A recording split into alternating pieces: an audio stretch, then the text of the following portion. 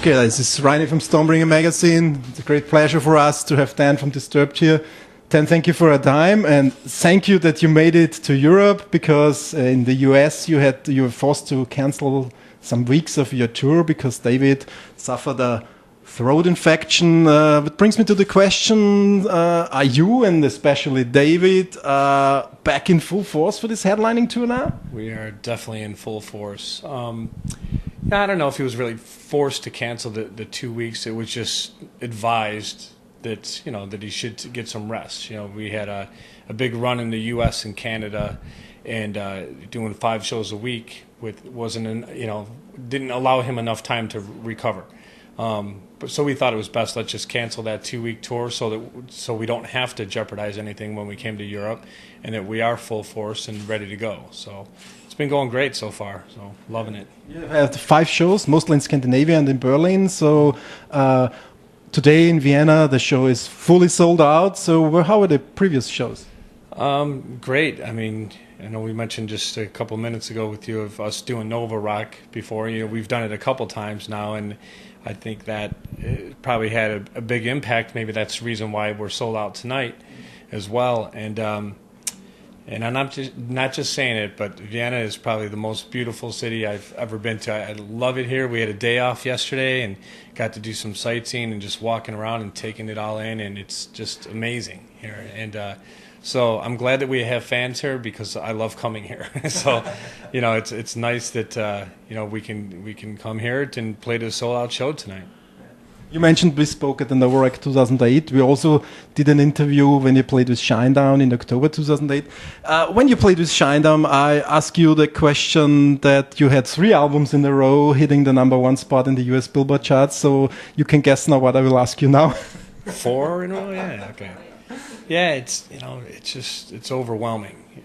We never even imagined that it could happen once, and I mean, if anything, and I probably said the same thing to you last time too, was, it's really the fans' voices being heard. If anything, that's what it means to me personally, that in a day and age that is dominated by pop music and hip hop, and they dominate the charts, it's nice for the hard rock and metal fans to speak up by making a statement with us in that way, of showing that you can't ignore the fact that there's a place for this type of music in this world.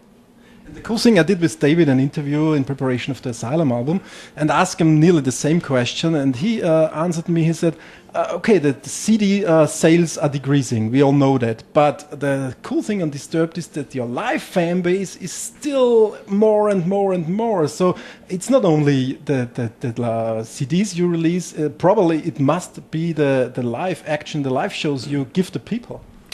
Well, I hope so. I mean, that's why we do this. We love being on stage. We love performing, and we love working to gain the fans' respect. So for us to come to the city and see it grow each time we come back, we feel that we're accomplishing that. We like to.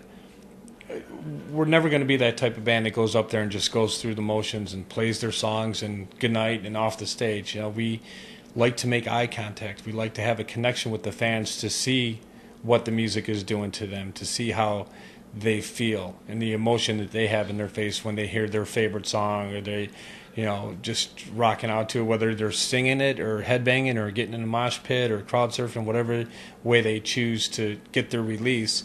It's just motivating to us to see that. Let's talk a little bit about Asylum. Surely, for me, it's a typical Disturbed album, but especially those intros, like the first track, Remnants, or the intro to Another Way to Die, you used also slightly more electronic, in my opinion, on the album. Is this for you the next logical step in the development of Disturbed? Yeah, we really don't discuss it. We just, whatever happens naturally, whatever we're feeling at that time. And Remnants, the start of the album, of being that instrumental, was the first thing I had written musically, and it was really just me picking up the guitar, just saying, okay, I want to start, we're off tour, now it's time to think about the next albums and time to start writing. And it was really just me kind of warming up. I was just kind of messing around, playing the part on an acoustic guitar, and I just recorded it real quick, and I started doing a guitar solo over it just to kind of vibe out for a bit, and it was taking on a life, and it just really kind of set up the song Asylum really nice. I thought it would build a nice anticipation of something that is a little more unexpected from us, that was going to maybe leave the fans guessing or on the edge of their seat thinking, where's this first song headed to, and Another Way to Die was that similar kind of approach too, to give maybe something a little different from us, of a slower picked out beginning, melodic, but then leading to that syncopated, disturbed, signature sound we have. The limited edition of Asylum comes with the so-called Decade of Distortion, Disturbed DVD. Normally, a band put a documentary DVD as a separate release on the market. Can we interpret this that you put it out as a gift for all the loyal Disturbed fans and not a separate DVD release? Not just for loyal fans. It's free for anybody who wants it.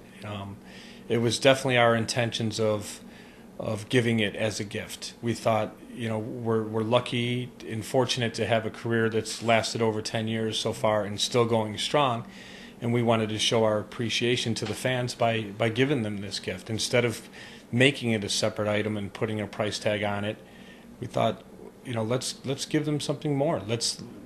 A lot of these loyal fans were a part of the growth of this band. They've seen us from the beginning, and they've seen it when we were a club band up to an arena band, and we wanted to share that growth with them. And so even for fans now, I believe they could go to our website and they could either stream it live or they can download it for free. And we somehow, luckily, convinced the record label not to charge them for it. It was very important for us to keep it at a normal CD price, and that the documentary would be free, and thank God that they let us do that. In a day and age that record sales are plummeting and record labels are struggling, I was very pleasantly surprised that they agreed to do it without charging the fans for it. Let's talk about the typical sound of Disturbed, because in my opinion, it's seldom enough that a band, especially you, managed this in the last year to gain this uniqueness. Normally, if you play people a Disturbed song, 15 to 20 seconds later, they say, this is Disturbed. Can you explain us why you managed to get this uniqueness in your sound? I mean, we're lucky that we've developed a sound sonically that is an identity that we now have, and I think just the way everybody plays in the band stylistically, when we bring it all together, we've created that signature sound. And David, vocally, it's his voice. It's a trademark. It's very. It's okay. It's okay. There you go. It's very syncopated and rhythmic and melodic, and I think a problem that a lot of new young bands have when they first come out is they try to sound too much like their heroes, and they want to it's good to be influenced by other bands, but you still should sound like yourself. You should still try to create your own identity, and I'm just personally a bigger fan of bands that have been able to do that. That are just unique like that.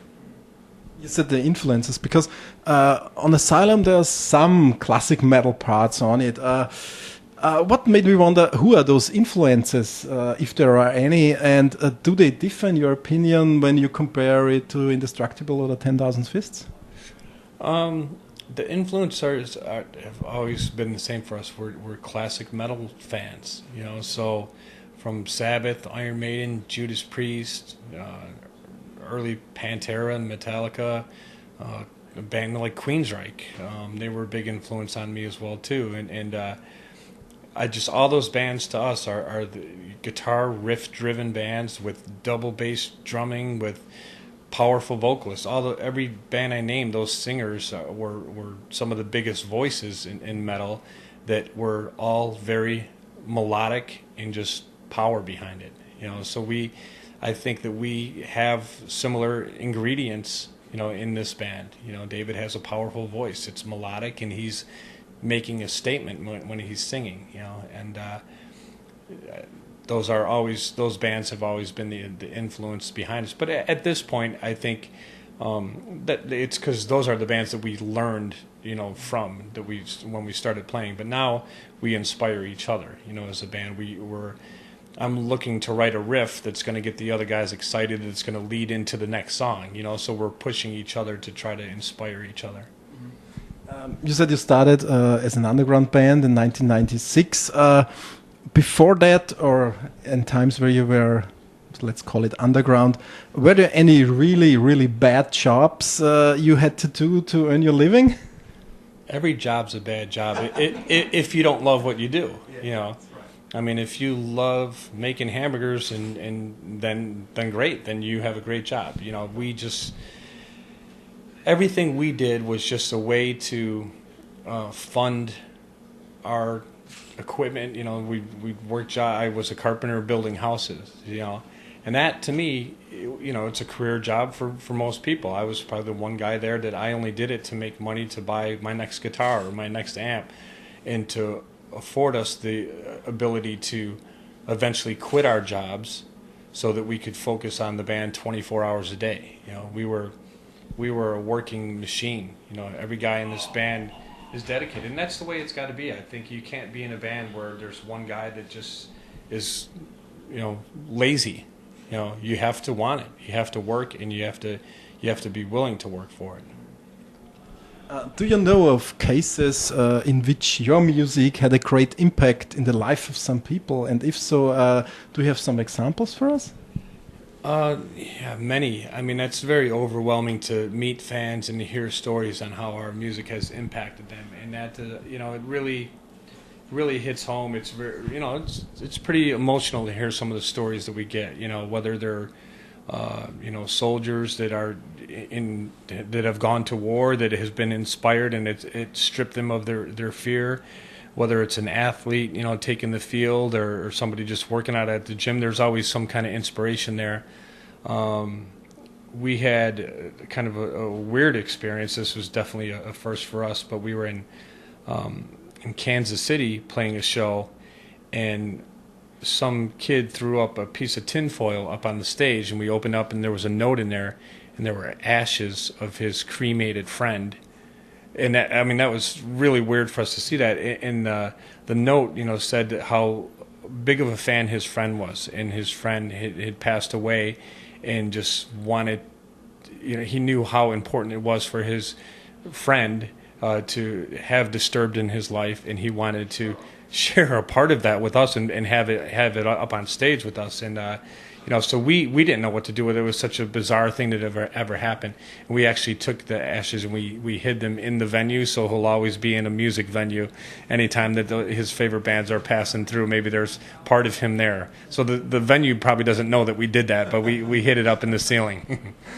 Okay, the last question is a little bit a personal one. I saw Disturbed a few times live now, and sometimes I had the impression that it could help your live sound to have a second guitar on stage. You ever thought about this opportunity, or is Disturbed the guitar players Dan Donegan and none else? I've been in other local bands with two guitar players. It usually was two guitar players all the time, and I think as I left my last local band and we started forming Disturbed, once we had got David and we were just writing songs, it was just coming together well. And there's some stuff that I wouldn't mind having a second guitar player for, but I think because it came together so fast for us and we were developing our sound relatively quick, that we didn't want to change the chemistry of that. It was working, and we were 3 months into being together, we started playing shows, and we started gaining a fan base right away.